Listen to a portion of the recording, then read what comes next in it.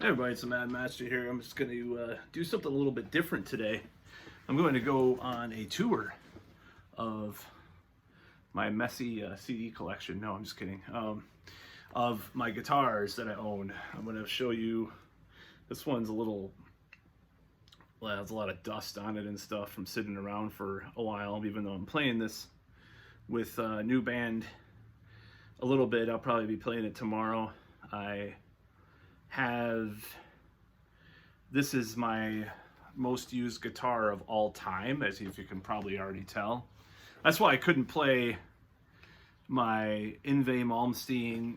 I don't know if he even talked about this at all, but I have a Yngwie Malmsteen Chinese counterfeit Strat, but it purportedly has lead paint. Now don't quote me on that, with the yellow paint. So what I did, and this is a long story how I got that, I obtained that. It's a long story. It's a really weird story about all the stuff that's happened the last couple of years.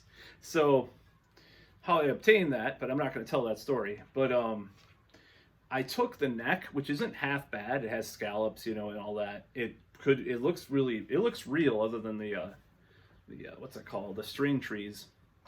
I took that neck and put it on a Fender Player Stratocaster body, which is genuine, that I bought for $400 from Fleabay, and I'm getting it. A brass nut is going to be put in, and also I know this looks terrible, but this is just, it's been like this for 2 years almost. This pile of CDs and stuff behind me. Anyways, I'll probably organize it one day. So, anyways. Hey, Eddie Van Halen lived in squalor, and look at him. I'm not comparing myself to Van Halen.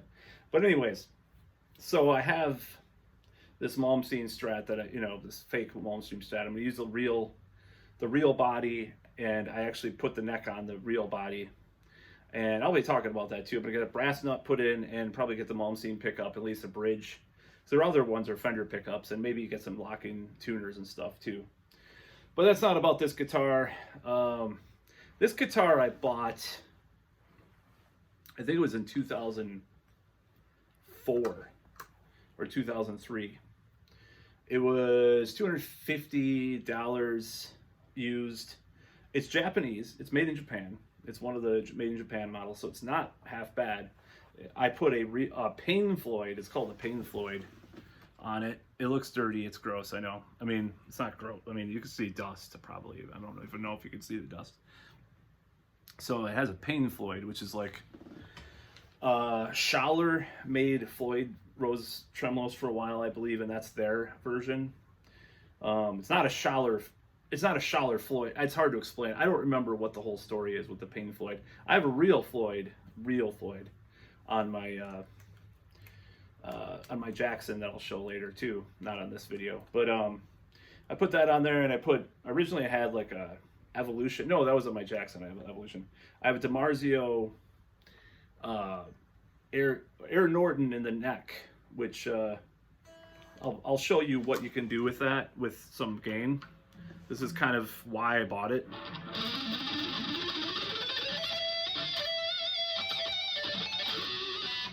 So like you can do fast runs and they sound clear. It's a little like it just gives you this oomph to those kinds of runs.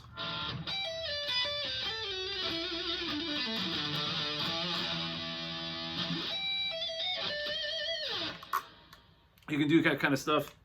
And then I have a Steve Special DiMarzio in the bridge. And obviously, if that sounds familiar, that was the John Petrucci setup for his 90s Picasso guitars. I was kind of more into Dream Theater back in the day, and not as into them now, but I was kind of, the drummer I was with and the other guitarists were really into them, so kind of got influenced by that. But I like the tone, so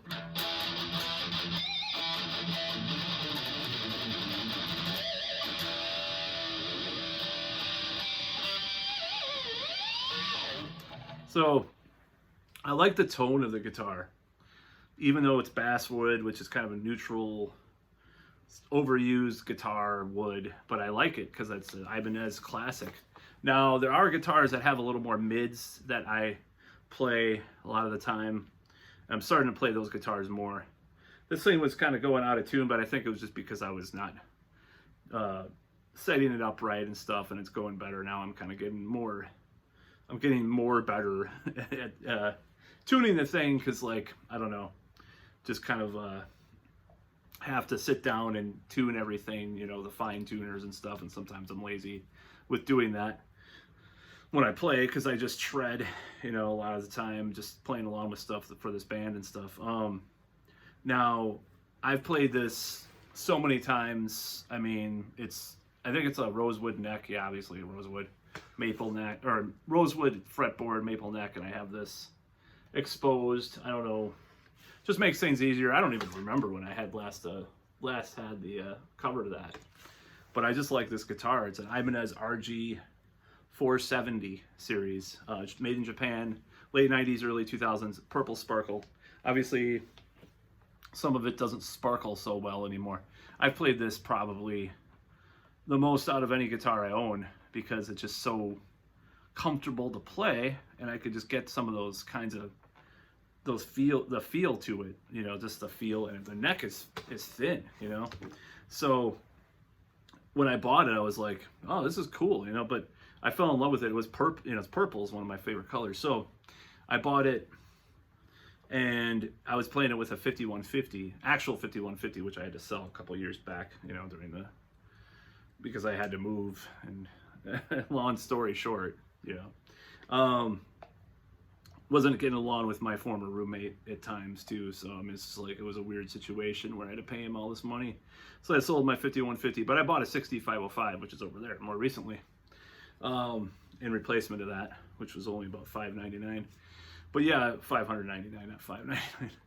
And this guitar, I played so many shows around town, and you know, in other towns and stuff with it. It's just, you know, it's gotten to be my main guitar a lot of the time, even for recording too. I've recorded most of my material that I've done with it. I recorded a lot with my Jackson as well, and another guitar that I will talk about in another video as well as the one behind me, this Kramer, which I won't play in this video. But more recently, I've been playing other guitars. But this is most of the stuff that I've done, most of the shows I've played. Most of the setup that I've done is on this guitar, and most of the stuff I learned on this guitar, and it's just been my go-to baby for a long time. I mean, it's fucking, you know.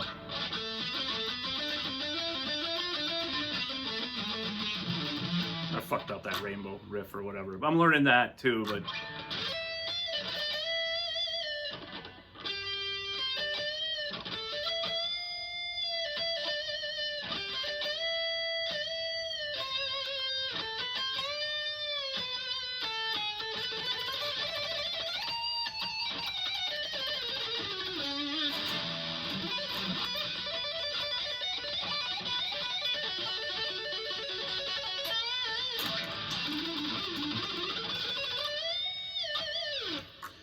and what I'm playing right now is this Moorer 250, I think 250, no, not 250, Moorer 200 modeling preamp through my computer speakers, and that's what I usually do. I mean, it used to be a Behringer V amp, which I have over here, still unplugged on my desk, but I used to play that all the time and learn to it. And I even recorded with that too, a lot of stuff back in the day. And right now it's just like so antiquated and just sounds like shit.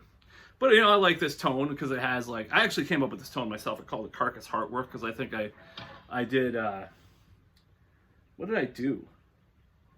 I used like a 5150, and I tried to like get the EQs, because you can program your own stuff on the settings and shit. Maybe I'll pick this up. This thing, this is it. Oh shit, I shouldn't have done that.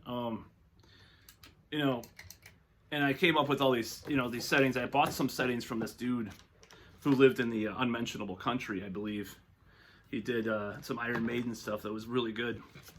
And I bought his presets and stuff. He actually, you know, sent me the files and stuff. I bought them. And that stuff's pretty cool too, because I have like It's a Moore, man, I should probably like pull it out, but my something fell. But yeah, this is the Moore 200, GE 200 it's called. And I have these Iron Maiden settings that I bought. This guy is a genius. You can look him up on YouTube. I should send a link. He did some settings for me too, some custom settings. Some of them I really like, some of them I don't. But he did, this was one of my favorites, the Somewhere in Time.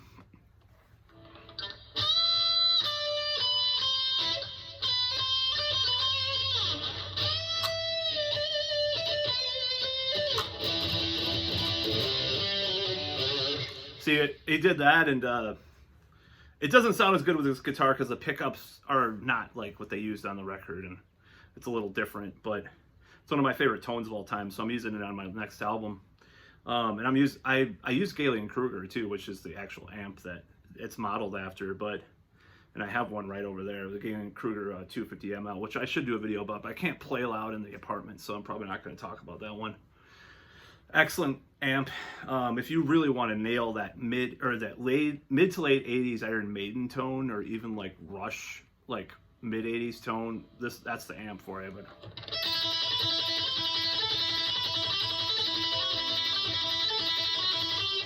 you know, it's kind of he programmed all the delays and stuff right too. It sounds really close. It sounds closer in his video because he has like a guitar that probably is closer to with the DiMarzio Super Distortion in his guitar and stuff. He plays in an Iron Maiden cover band too, and he did all these presets. He did like 2 minutes to midnight. Like, it's like named, that's Power Slave. He doesn't do No Prayer for the Dying, but he did Fear the Dark. This one's the Power Slave. He did that one. Oh shit, I was using the wrong pickup.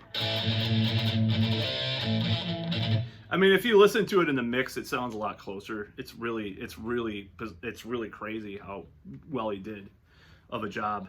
He did like Number of the Beast. He didn't do any Dion. I don't know. It's just like he based it out under the EQ curve of those albums. Like what is the Seventh Son one is pretty good too.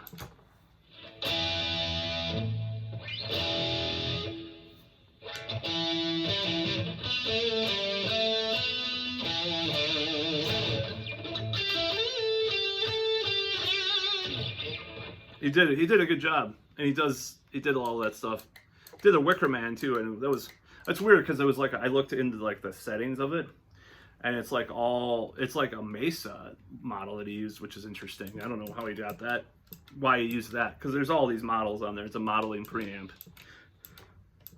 If you don't know what that is, just look it up. I'm not going to explain what amp modeling is, but anyways, I don't need to. Oh, the Trooper, or the Peace of Mind one. It doesn't sound close with my setup, right?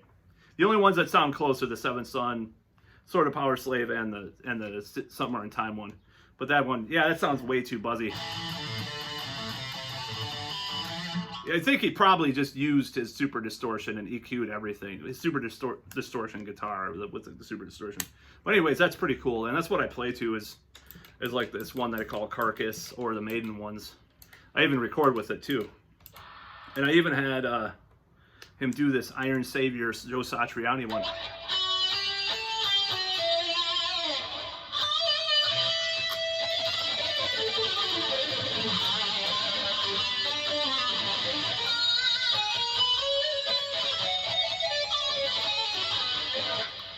I called it Iron Savior because it was this Unification album. I was trying to nail this tone that they have on those albums. So like Gamma Ray and Iron Savior particularly had this like sort of lead tone. Like,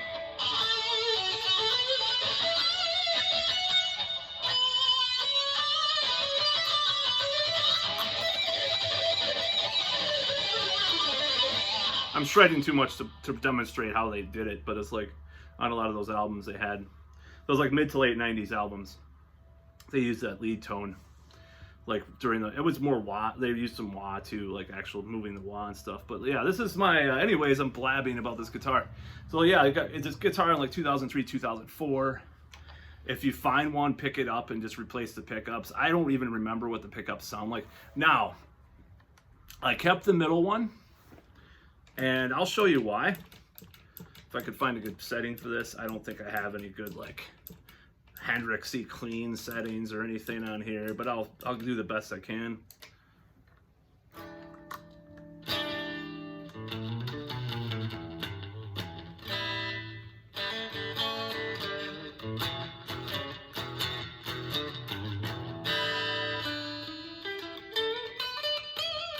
That's the middle pickup, you know, and it has all the positions too. So I kept the middle pickup because it is kick ass.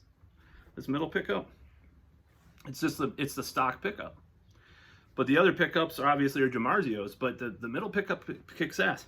I wish I had a piezo like John Petrucci had, but I just like a lot of his gear. I'll admit, you know, I use his pick too. I'm not even like that into John Petrucci nowadays, or even Dream Theater, but like his gear. Same with like Van Halen. That's why I bought the 5150, and I didn't, you know, I got a fake, well, not a fake one, but different, not a counterfeit one, but a licensed Axis too. Ernie Ball Axis licensed, not the Sterling one, but the OLP. I'll show that in a video too. But this one is this pick. These are basically just Jazz 3s, and this old guitarist who was in my project, Chris, who disappeared, like a lot of musicians that I've worked with do. No wonder. No, I'm just kidding. They disappear because of a girl or something. Like they moved cross country. This has happened more than once in my life, where a singer or a guitarist be like, they don't even tell me or the band that they're moving cross country because they met a chick online or something, or they knew someone, or someone lived out there, and they move. And this guy did that, but he told me about these picks anyways. And these picks kick ass. I like these better. I have a hard time playing with normal picks now, or this is more of a normal pick. This is a Chris Broderick pick, Megadeth, that I got at a show when I met Dave Mustaine, actually, too.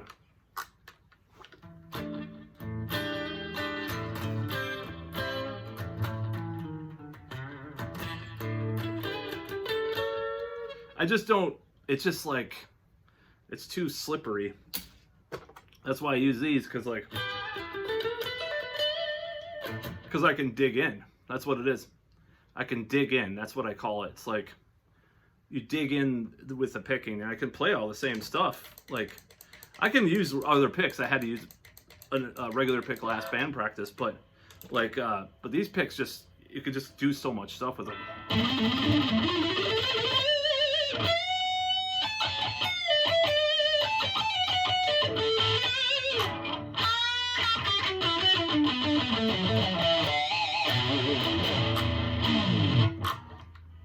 I just like digging in, and it just kind of, it's really close to the strings, and that's why I use these. And I've been buying a bunch of these because, and I gotta find them all because some of them are on my floor, honestly. But like, these are the best picks for me, just because they, oh shit, yeah, that's why they're on the floor.